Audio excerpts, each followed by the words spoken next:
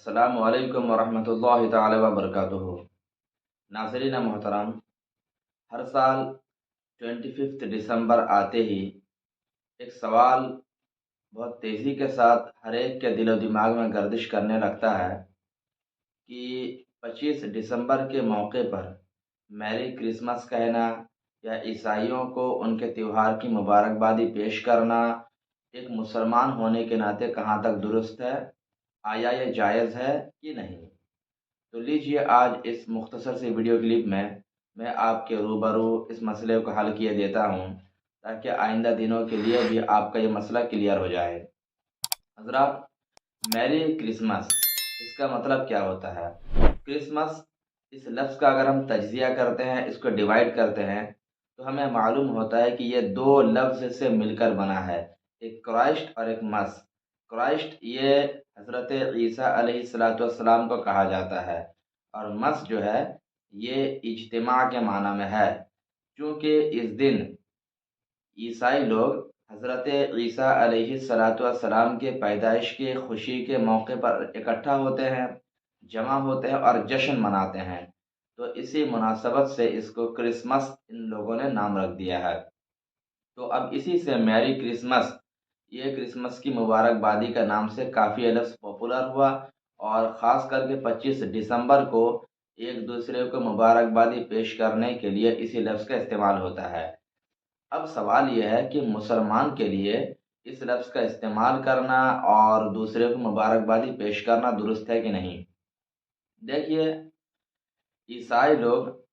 اس دن کو مبارک اس لیے مانتے ہیں اور اس دن میں خوشی اس لیے مناتے ہیں کہ ان کا کانسیپٹ اور عقیدہ یہ ہے کہ اس دن میں حضرت عیسیٰ علیہ السلام پیدا ہوئے تھے، اور ان کا عقیدہ کا ایک پارٹ یہ بھی ہے کہ حضرت عیسیٰ علیہ السلام بغیر باپ کے پیدا ہوئے تھے۔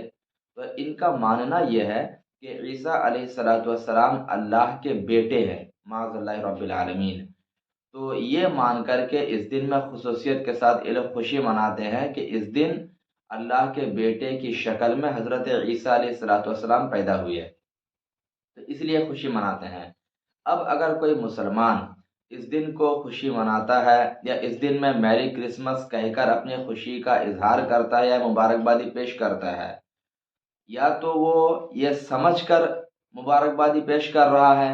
کہ جو عیسائیوں کے لیے آج کا دن مبارک ہے کہ ان کے یہاں پر اللہ کے بیٹے کی شکل میں حضرت عیسیٰ کی پیدائش ہو گئی ہے، تو وہ لوگ خوشی منا رہے ہیں تو ہم بھی ان کے ساتھ خوشی میں شامل ہو جائیں۔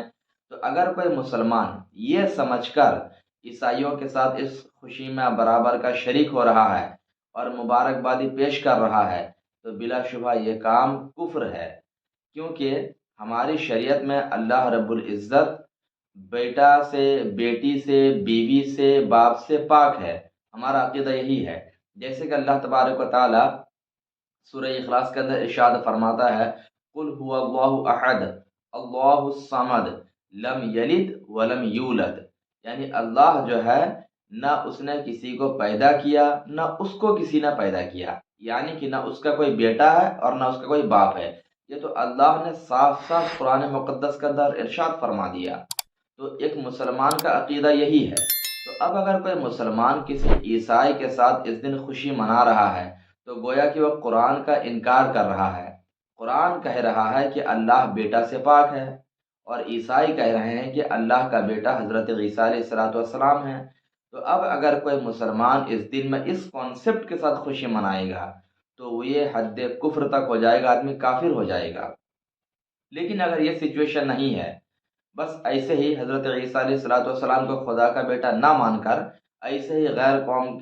کا تہوار ہے تو اس میں اس نے بھی مبارکبادی پیش کر دی، تو اس صورت میں بھی ہمارے علماء نے فرمایا کہ یہ کرسمس جو کہ عیسائیوں کا ایک مذہبی تہوار ہے، تو اسی بنا پر اس دن کی مبارکبادی پیش کرنا ایک مسلمان کے لیے ناجائز و حرام کام ہے۔ تو کم سے کم حرام ہے، اور زیادہ سے زیادہ یہ کفر تک ہے۔ تو اسی بنا پر ایسے کاموں سے بلا شبہ ایک مسلمان کو بچنا چاہیے۔ کوئی ایسا کام، ایسی بات نہ کہیں جس کے بنا پر آپ پر کفر کا حکم عائد ہو جائے یا آپ کا وہ فعل ناجائز و حرام تک پہنچ جائے، کوئی بھی ایسا کام نہ کرے۔